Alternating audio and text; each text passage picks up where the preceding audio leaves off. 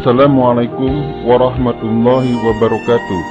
Berjumpa lagi dengan saya Rahmat dari motivasiislami.com. Sekarang Anda sedang menonton salah satu video dari seri The Confidence Secret, suatu program terobosan yang menjamin 100% berhasil meroketkan kepercayaan diri Anda.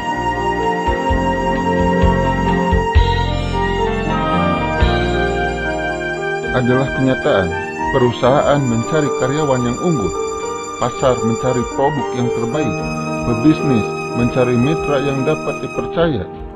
Semua orang selalu mencari yang terbaik. Kita tidak bisa menjadi terbaik di segala bidang, sebab sumber daya dan waktu kita terbatas. Anda perlu strategi agar unggul. Apa itu strategi? Strategi diambil dari istilah militer yang berarti penempatan.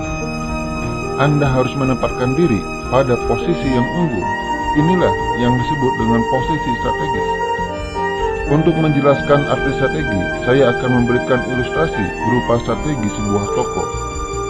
Semua strategi toko ingin mendapatkan pengunjung toko sebanyak mungkin. Untuk menjangkau sebanyak mungkin pengunjung, idealnya kita menempatkan toko di setiap tempat.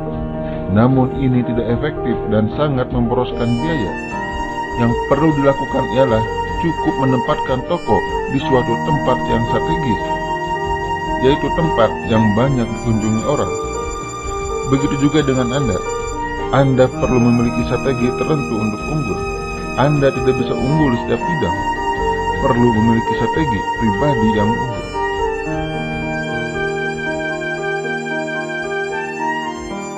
Untuk menjadi pribadi yang unggul, Anda perlu memiliki suatu senjata yang disebut dengan senjata kemenangan. Ini adalah senjata, jika Anda menggunakannya, Anda akan menang. Apa senjata rahasia Anda? Jika Anda menggunakannya, akan memberikan pengaruh yang sangat besar terhadap kehidupan Anda. Sudahkah Anda memiliki senjata semacam ini? Terlepas apakah sekarang Anda sudah memiliki atau belum. Pada video ini kita akan menemukan apa senjata rahasia Anda. Atau jika Anda sudah punya senjata rahasia, marilah kita pertajam senjata itu agar kita menjadi pribadi yang unggul. Anda cukup memilih satu senjata saja yang akan menjadi senjata andalan utama Anda. Inilah yang dinamakan dengan fokus. Buat apa Anda memiliki banyak senjata jika senjata-senjata tersebut tidak bisa Anda gunakan? Milikilah satu senjata, namun senjata tersebut cukup ampuh untuk Anda gunakan memenangkan setiap peperangan. Kemudian, asahlah senjata Anda. Memiliki senjata saja tidak cukup. Anda perlu menjadikan senjata Anda bisa Anda gunakan dengan baik dan sulit untuk dikalahkan. Inilah kunci Anda supaya Anda terpilih di tengah persaingan yang semakin ketat. Dengan memiliki satu senjata andalan yang benar-benar bisa Anda andalkan, maka keberadaan Anda akan diperhitungkan. Ada sebuah cerita yang sangat menarik yang saya ambil dari buku Marketing Revolutionnya Tung Desem Waringin. Di Hawaii ada seorang cacat yang tidak punya tangan kanan sejak lahir, namun tangan kirinya normal. Sewaktu masih kecil, ia sering dihina dan diolok-olok oleh temannya. Ia menjadi rendah diri karena kecacatannya itu. Pada suatu hari, dia bertemu dengan seorang guru bela diri. Di Hawaii banyak orang keturunan Jepang yang ahli bela diri. Dan guru itu bertanya kepadanya, "Apakah kamu mau kalau saya mengajarimu ilmu bela diri supaya kamu menjadi percaya diri?" Jawabnya dengan semangat, "Mau, saya sangat mau." Akhirnya, orang cacat itu diajari satu jurus teknik kuncian dan ia diminta untuk terus mempraktekannya. Sehingga berminggu-minggu lamanya, murid itu terus-menerus mempraktekkan satu jurus itu saja. Pada minggu ke-16, murid tersebut merasa sudah pandai. Ia lalu berkata, "Guru, tolong ajarkan kepada saya jurus yang lainnya." Gurunya menjawab, "Praktikkan jurus itu lagi. Sekarang belajar lebih cepat dan lebih kuat."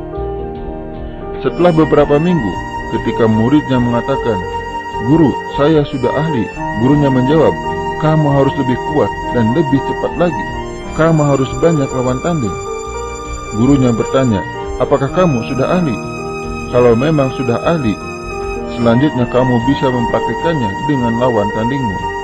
Ternyata jurusnya bekerja dengan sempurna dan ia bisa mengalahkan para lawan tandingnya dengan mudah. Gurunya puas dengan hasil tersebut dan berkata, "Baiklah, sekarang kamu akan saya daftarkan dalam pertandingan bela diri berkelas." Namun si murid tersebut berteriak, "Guru, saya kan baru bisa menguasai satu jurus. Tapi mengapa Anda sudah mendaftarkan saya?" Gurunya menjawab, "Tidak masalah." Kemudian sang murid berpikir, "Oh, kalau saya didaftarkan ke suatu pertandingan, mungkin saya akan diajarkan jurus-jurus baru karena pertandingannya masih 8 minggu lagi." Ternyata tidak, dia hanya tetap diajari satu jurus yang sama, satu jurus teknik kuncian. Terus-menerus hanya diajari jurus itu. Dalam latih tanding, dia dapat mengalahkan semua lawan latih tandingnya.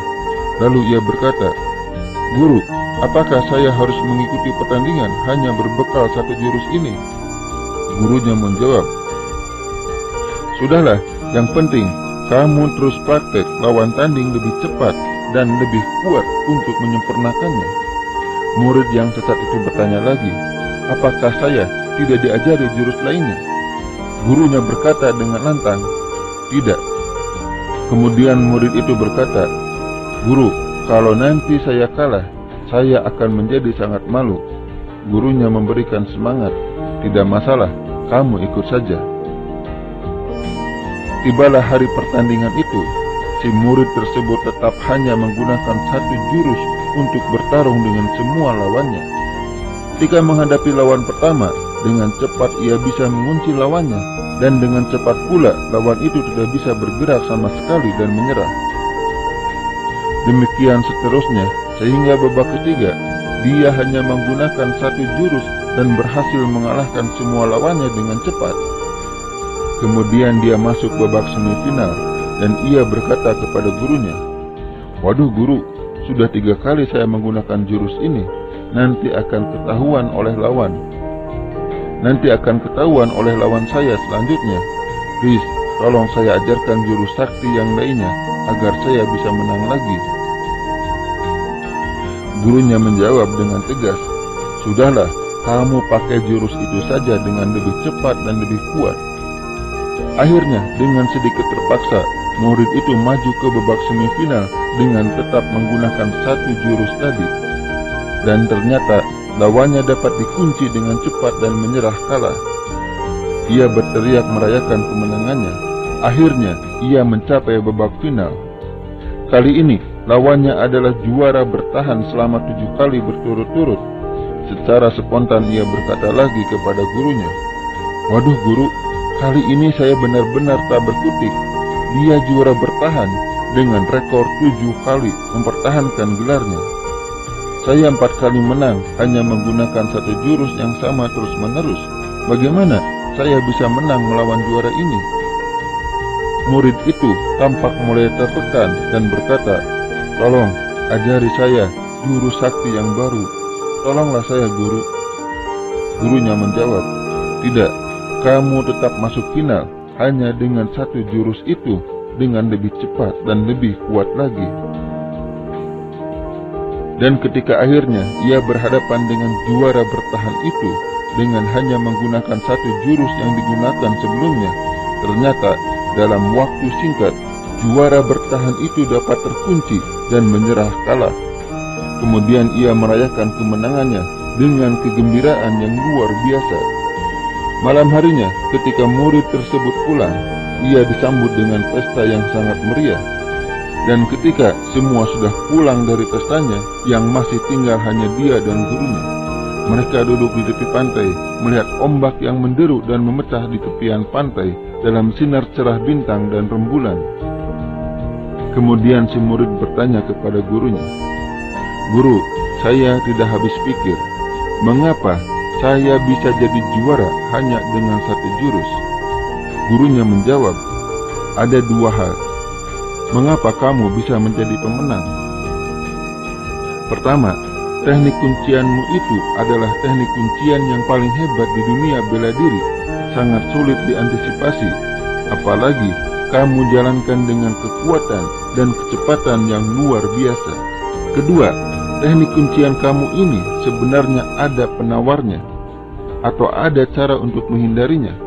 Tetapi, untuk melakukannya, lawanmu harus memegang tangan kananmu, dan kamu tidak punya tangan kanan. Anda melihat suatu pelajaran dari cerita ini? Pelajarannya adalah Anda cukup menguasai satu senjata saja, dan Anda benar-benar menguasainya. Maka itu sudah cukup untuk memenangkan setiap peperangan, pertandingan, atau persaingan apapun. Percaya diri tidak berarti Anda harus bisa segalanya. Anda memang memiliki potensi yang dahsyat, tetapi tidak ada keharusan untuk menguasai semuanya.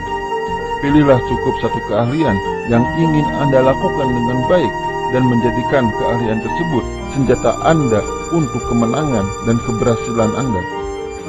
Alasan utama mengapa kita cukup menguasai satu bidang keahlian saja, karena sumber daya kita terbatas. Waktu kita cuma 24 jam. Jika 24 jam dibagi untuk berbagai keahlian, maka masing-masing keahlian akan mendapatkan porsi yang sedikit. Bayangkan, jika waktu yang Anda miliki semuanya tercurah kepada satu keahlian, maka keahlian tersebut akan Anda kuasai dengan sempurna dan bisa dijadikan andalan dan bisa dijadikan senjata atau dijadikan jurus untuk kemenangan Anda.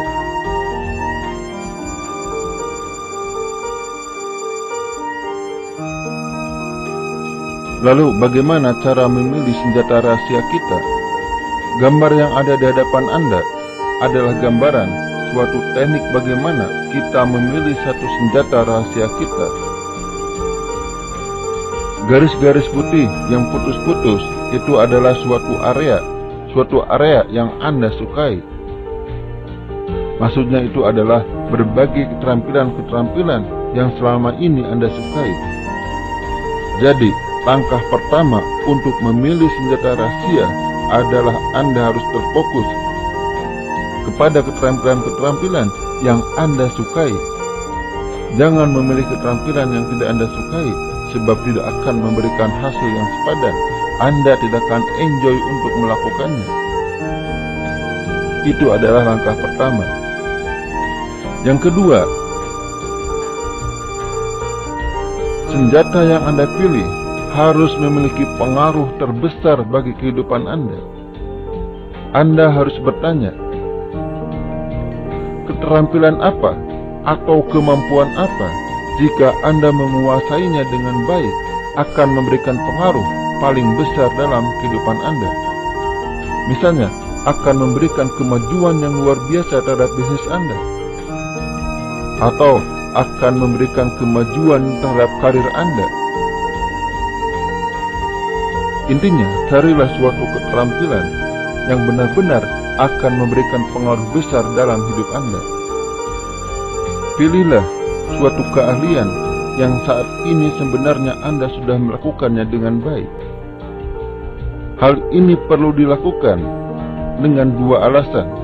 Pertama, keterampilan yang sekarang sedang Anda kuasai itu adalah gambaran suatu keterampilan yang penting bagi diri Anda atau Anda sukai. Alasan kedua, jika keterampilan tersebut sekarang sudah Anda lakukan dengan ahli, sudah Anda lakukan dengan cukup baik, atau suatu keahlian kompetitif Anda, maka untuk memperbaikinya atau menjadikannya menjadi senjata andalan Anda tidaklah sesulit jika Anda membangun suatu keterampilan baru dari nol. Caranya ialah dengan bertanya, apa keunggulan kompetitif yang saya miliki? Apa yang benar-benar dengan sempurna dapat saya lakukan? Apakah yang dapat saya lakukan jauh lebih baik daripada jika orang lain yang melakukannya? Keahlian-keahlian unik apa saja yang saya miliki yang menjadi penyebab utama keberhasilan saya selama ini? dalam hal apa saya benar-benar piawai. Anda harus memilih keterampilan yang akan memberikan hasil yang sangat besar, atau memiliki potensi yang sangat besar. Atau dengan kata lain, Anda harus melihat pasar sebelum Anda membangun satu keahlian. Adalah percuma jika Anda memiliki suatu keahlian yang sangat hebat, namun keahlian tersebut tidak menguntungkan bagi kehidupan Anda. Sekarang pilihlah satu keterampilan yang bisa mewakili ketiga kriteria ini. Sekarang pilihlah satu keterampilan yang bisa mewakili ketiga kriteria ini, yaitu memiliki pengaruh terbesar bagi hidup Anda. Yang kedua, keterampilan terbaik yang Anda bisa lakukan saat ini. Dan yang ketiga, memiliki potensi keuntungan atau potensi manfaat yang besar bagi kehidupan Anda. Begitu Anda mendapatkan jawabannya, segeralah menetapkan pengembangan keahlian tersebut sebagai sasaran atau target Anda yang baru. Segeralah mengubah pola pikir Anda dalam area itu menjadi positif dan mulailah membayangkan bahwa Anda memiliki kemampuan untuk dapat menjadi luar biasa menonjolnya dalam area tersebut.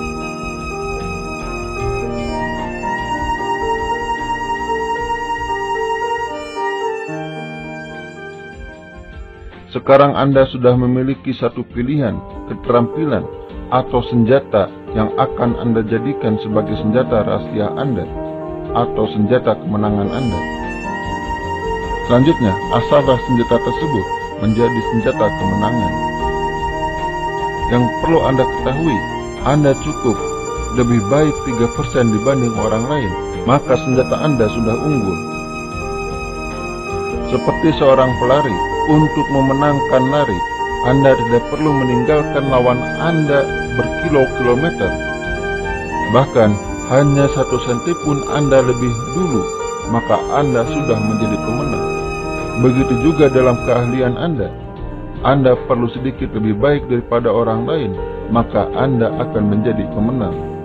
Meskipun keunggulan Anda dibandingkan orang lain hanya sedikit, namun jika dilakukan secara konsisten akan terakumulasi, membuahkan hasil yang sangat berbeda dengan apa yang dilakukan orang kebanyakan. Mungkin Valentino Rossi cuma unggul beberapa detik dibanding lawannya, namun setiap bertanding dia selalu unggul beberapa detik. Dia menjadi juara dunia dalam 1 tahun. Suatu keahlian besar biasanya terdiri dari keahlian-keahlian yang lebih kecil. Jika Anda mampu melakukan setiap keahlian kecil itu dengan baik, maka keahlian besarnya akan lebih baik juga. Sebagai contoh, keahlian seorang penjual terdiri dari setidaknya 7 keahlian, mulai dari mencari calon pembeli. Yang kedua, membangun kepercayaan dan hubungan baik. Yang ketiga, mengidentifikasikan masalah atau kebutuhan. Yang keempat, menunjukkan bahwa produk atau jasa Anda adalah solusi terbaik. Yang kelima, menjawab keberatan dan pertanyaan. Yang keenam, closing atau penutupan. Yang ketujuh, mendapatkan referensi atau repeat order. Begitu juga dengan keahlian manajemen, terdiri dari setidaknya 7 keahlian yang lebih kecil, yaitu perencanaan, pengorganisasian, memilih orang yang tepat, pendelegasian, pengawasan, supervisi atau kontrol, evaluasi dan pengukuran, serta pelaporan hasil kerja dan kinerja. Jika masing-masing keahlian kecil ini bisa Anda lakukan dengan baik, maka Anda bisa melakukan keahlian besar dengan baik pula. Nah, untuk meningkatkan keahlian Anda harus mencari apa yang disebut dengan bottleneck atau leher botol, yaitu adalah kelemahan di satu keahlian yang kecil. Misalnya, seorang penjual saat dia lemah dalam closing atau penutupan penjualan. Misalnya, seorang penjual, jika satu saja keahlian kecilnya lemah, maka secara keseluruhan kinerja penjualannya akan lemah pula. Anggaplah dari ke-7 keahlian ini, rata-rata mendapatkan nilai 8. Namun, satu saja mendapatkan nilai 6, maka hasil penjualan Anda akan mendapatkan nilai 6 pula. Oleh karena itu, untuk mengasah senjata kemenangan Anda harus mencari satu keahlian kecil yang menjadi bottleneck atau leher botol, yaitu penghambat. Jika Anda bisa melepaskan leher botol ini atau penghambat ini, maka kinerja penjualan Anda akan berjalan dengan sempurna. Misalnya, dalam hal mencari calon pembeli, Anda bagus, dapat nilai 8. Kemudian, yang kedua, membangun kepercayaan dan hubungan baik, Anda bagus, dapat nilai 8. Nomor 3 juga, Anda bagus, dapat nilai 8. Nomor 4, Anda bagus, dapat nilai 8. Nomor 5, Anda bagus, dapat nomor 8. Namun, saat closing, Anda mendapatkan nilai 6, maka penjualan Anda pun nilainya 6. Oleh karena itu, Anda harus bisa mengidentifikasikan di manakah kelemahan Anda, di manakah yang menghambat keahlian utama Anda. Setelah Anda menemukan, perbaikilah keahlian tersebut, maka kinerja keahlian pokok Anda akan lebih baik.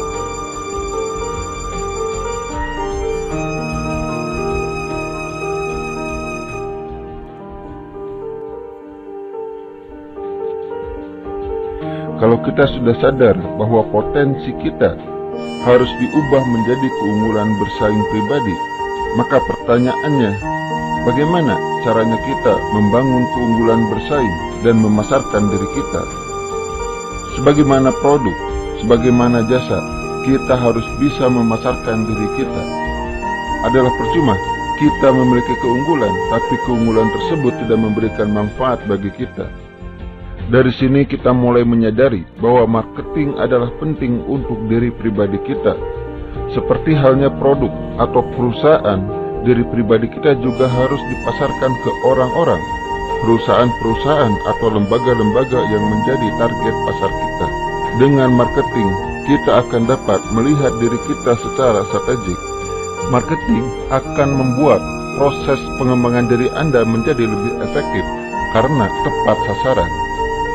Anda tidak akan menghabiskan waktu percuma untuk membangun suatu keterampilan atau belajar ilmu baru, namun ilmu tersebut tidak memberikan hasil kepada Anda.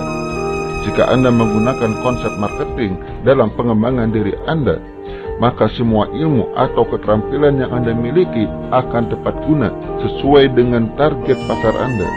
Anda bisa menerapkan konsep marketing yang sudah ada untuk memasarkan diri Anda. Saya tidak akan menjelaskan secara keseluruhan bagaimana tentang konsep pemasaran. Di sini akan saya bahas inti dari strategi pemasaran yang disebut dengan segitiga PDB, yaitu positioning, differentiation, dan brand. Gambar yang ada di hadapan Anda adalah salah satu contoh aplikasi dari segitiga PDB. Gambar ini saya adaptasi dari salah satu buku ahli marketing Indonesia, yaitu Hermawan Kartajaya. Bukunya berjudul Marketing Yourself. Jika Anda ingin mendalami tentang bagaimana cara memasarkan diri Anda, sebaiknya Anda membeli buku ini. Pada buku ini dibahas cukup detail bagaimana cara memasarkan diri kita. Berikut berbagai contoh kasus, dan salah satunya adalah Agim. Entah sadar atau tidak, entah sengaja atau tidak, Agim sudah menerapkan suatu strategi marketing sehingga membuat dia menjadi dai terkondang di negeri ini. Anda tidak perlu kondang seperti Agim. Anda hanya perlu mampu menempatkan posisi diri Anda di benak target pasar Anda. Siapa target pasar Anda? Tergantung profesi Anda saat ini. Bisa jadi target pasar Anda adalah bos Anda atau atasan-atasan di perusahaan Anda. Bisa jadi target pasar Anda adalah para pemegang keputusan di perusahaan lain jika Anda ingin meniti karir di perusahaan yang lain. Bisa jadi target pasar Anda adalah calon-calon klien Anda. Bisa jadi target pasar Anda adalah pengguna internet. Bisa jadi target pasar Anda adalah tetangga. Langkah pertama yang harus Anda lakukan adalah fokus. Sebagai contoh, Agim memfokuskan dirinya pada masalah kolbu. sehingga di benak para jamaahnya, jika ingin mengetahui tentang kolbu, maka nama Agim yang teringat. Lalu, apa diferensiasi Agim? Diferensiasi Agim terletak pada retorika dakwahnya yang disampaikan secara sejuk, praktis, menyentuh, segar, dan sesuai dengan realitas. Itulah yang membedakan Agim dari para kiai-kiai lainnya. Diferensiasi ini sangat mendukung positioningnya yang dipilih, sehingga terbentuklah suatu brand integrity atau integritas merek pada diri Agim. Diferensiasi Agim tidak hanya dikatakan atau bukan hanya pernyataan saja, tetapi dipraktekkan dalam setiap dakwahnya, sehingga semua orang bisa melihat bahwa dakwah Agim itu adalah praktis, menyentuh, segar, dan realitas. Setelah memposisikan dirinya secara tepat di benak target pasarnya, kemudian dia mampu membackupnya dengan diferensiasi yang kokoh, maka hasilnya adalah ekuitas merek yang kokoh pula. Ini bisa kita lihat pada diri Agim. Dengan berbagai upayanya di atas, Agim mampu dengan cepat membangun ekuitas merek. Tak hanya brand awareness yang tinggi, tetapi bahkan juga brand loyalty yang kokoh. Banyak orang yang loyal dan fanatik dengan Agim karena ekuitas mereknya yang kokoh.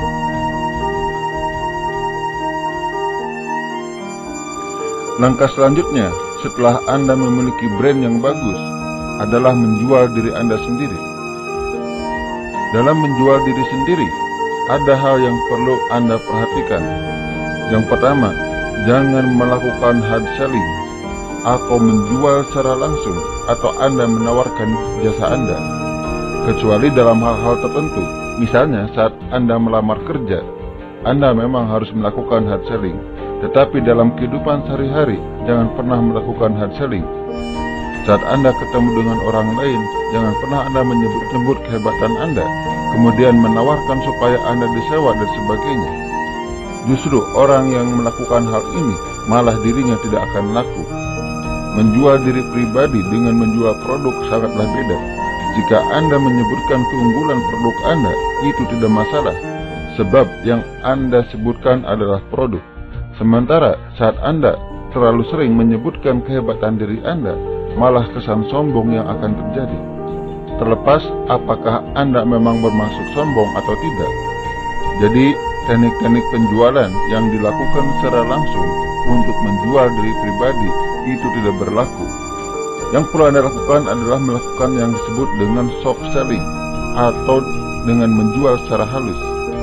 Anda bisa melakukan penjualan secara halus.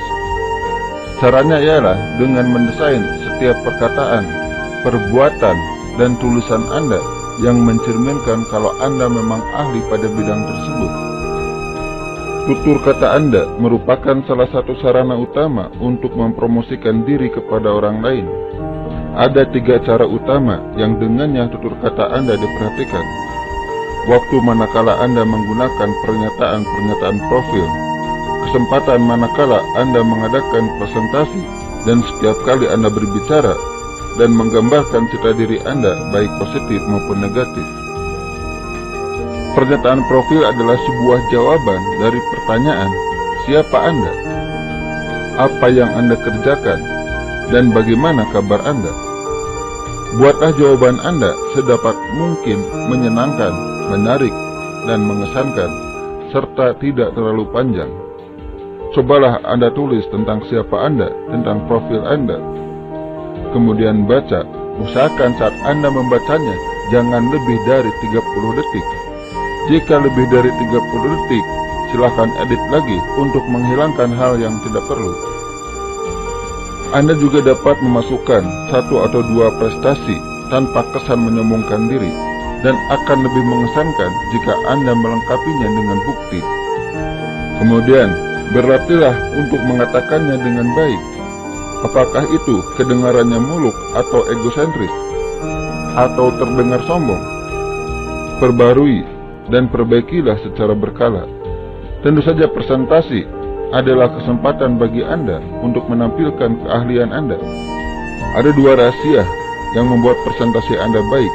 Keduanya bersama-sama memperbaiki penampilan dan mengurangi, tetapi tidak menghilangkan kegugupan. Yang pertama adalah persiapan yang seksama, dan yang kedua adalah latihan yang cermat. Kemudian, pembicaraan Anda pun akan memberikan kesan tertentu kepada orang lain. Kesan itu memiliki dua aspek, kompetensi profesional dan kepribadian. Pandangan mereka tentang Anda terletak pada bukan hanya apa yang Anda katakan, tetapi pada bagaimana Anda mengatakannya.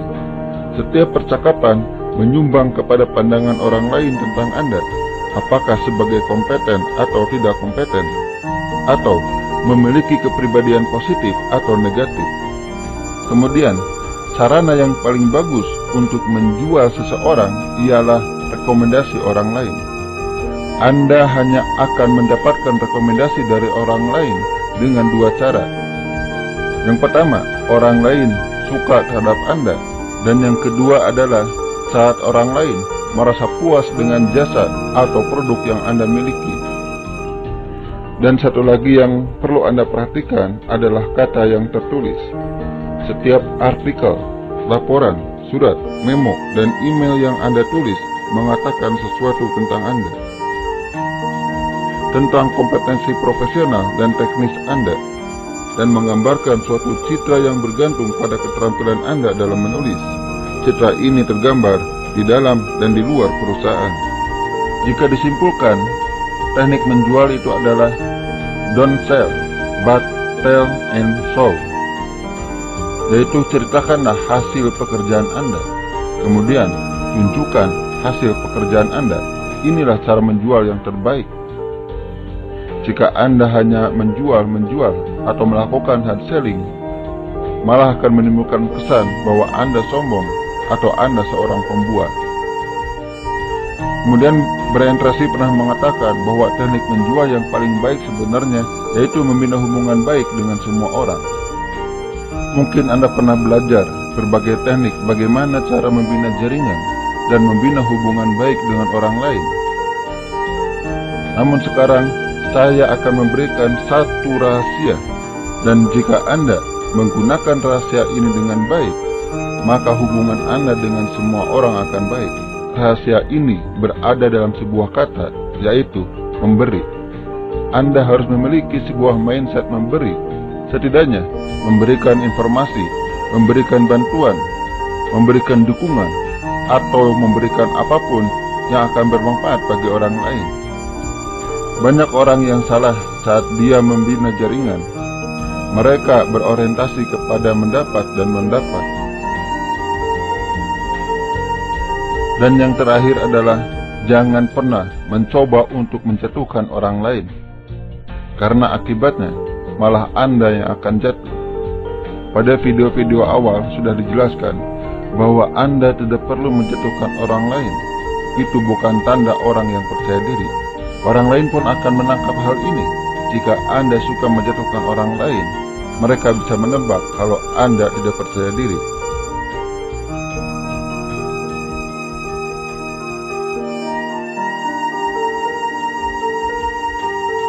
Brand bukan segalanya.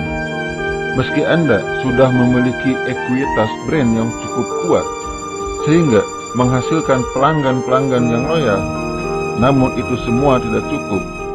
Contoh nyatanya adalah Aagim.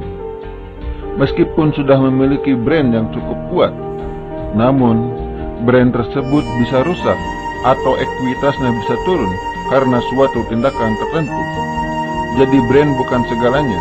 Harus ada elemen nyata pada diri Anda yang bukan saja harus Anda pertahankan, namun juga harus terus ditingkatkan. Dan elemen nyata ini adalah servis Anda atau jasa yang Anda berikan kepada orang lain. Yang dimaksud dengan jasa adalah jasa dalam pengertian umum. Jika Anda seorang karyawan, maka jasa Anda adalah menyelesaikan tugas-tugas Anda sehari-hari atau tugas-tugas dalam kedinasan. Jika Anda seorang pebisnis, jasa Anda bisa berupa jasa ataupun produk. Pada sesungguhnya produk juga merupakan jasa, karena produk diciptakan adalah untuk memberikan solusi bagi pemberinya.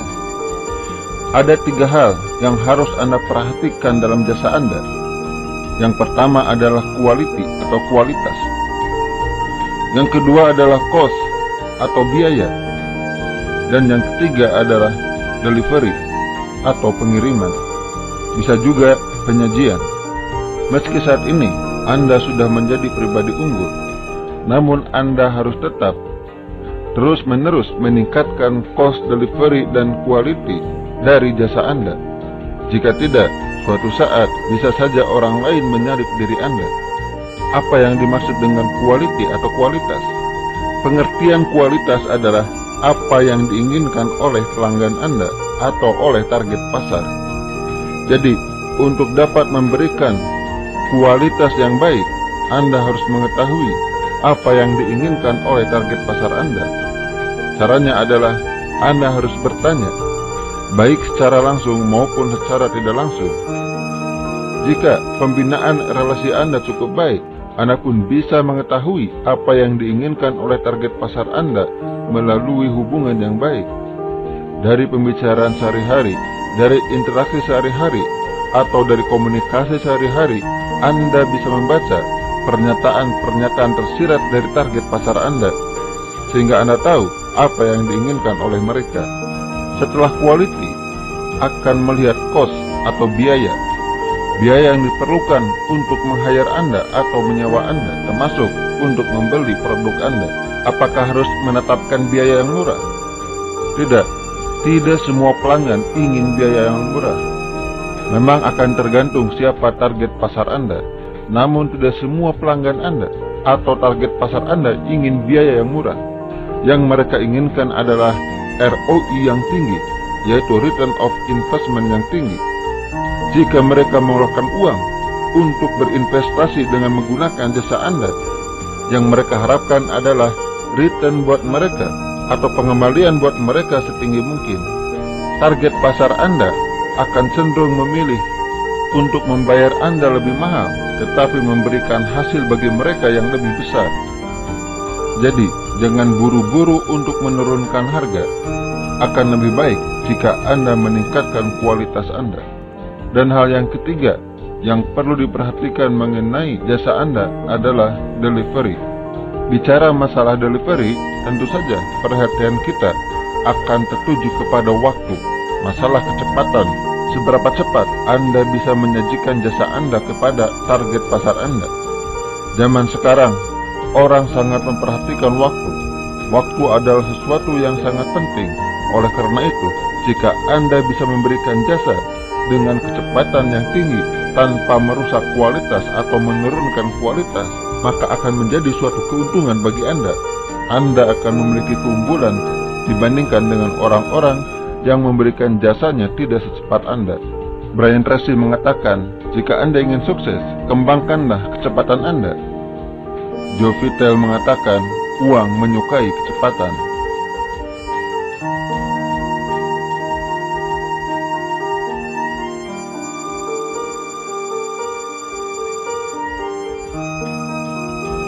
Apa itu PDCA?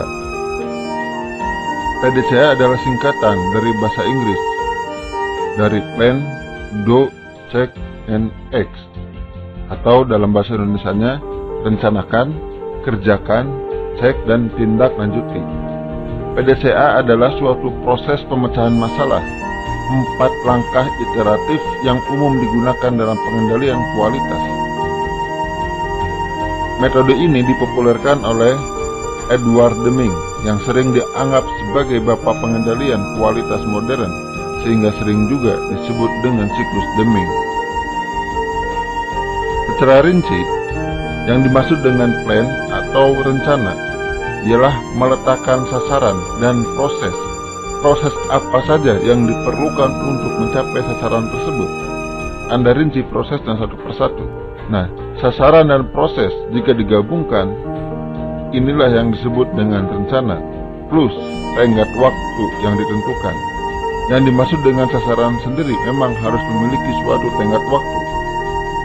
Bukan sasaran atau bukan tujuan jika tidak memiliki tenggat waktu.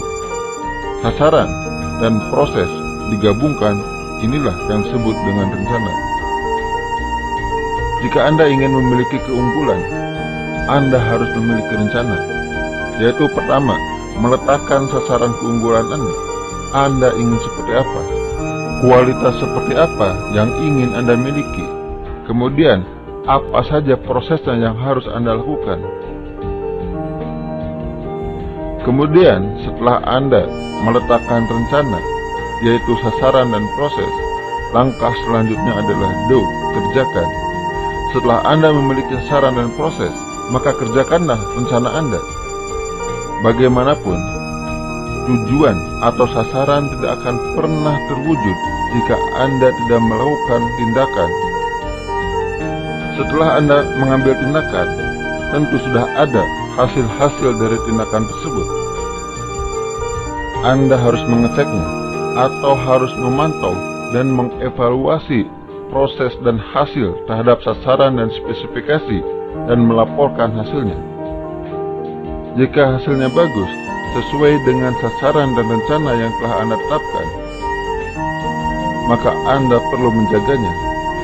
Namun, jika ada hasil-hasil yang tidak sesuai dengan rencana yang kita tetapkan sebelumnya, maka perlu dilakukan langkah selanjutnya, yaitu menindaklanjuti. Yang dimaksud dengan act atau tindak lanjuti adalah menindaklanjuti hasil untuk membuat perbaikan yang diperlukan. Ini juga berarti meninjau seluruh langkah dan memodifikasi proses untuk memperbaikinya sebelum implementasi berikutnya. Proses PDCA memang seringkali dilakukan untuk sistem manajemen kualitas di suatu perusahaan, namun juga bisa diaplikasikan untuk manajemen kualitas individu. Konsep ini sudah sangat lama, sampai sekarang masih digunakan oleh perusahaan-perusahaan.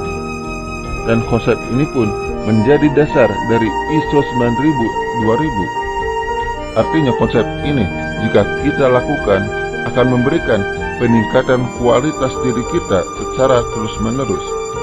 Inilah yang disebut dengan never ending improvement. Semakin hari, kualitas diri Anda akan semakin baik. Dan seiring itu, tingkat kepercayaan diri Anda akan semakin baik. Alhamdulillah, selesai sudah rangkaian video The Confidence Secret. Saya yakin Anda sudah percaya diri sesaat setelah menonton video ini. Namun, Anda akan memiliki rasa percaya diri yang lebih tinggi lagi jika Anda mengaplikasikan semua perintah atau semua latihan yang ada di dalam video ini. Sukses untuk Anda, sampai jumpa. Wassalamualaikum warahmatullahi wabarakatuh.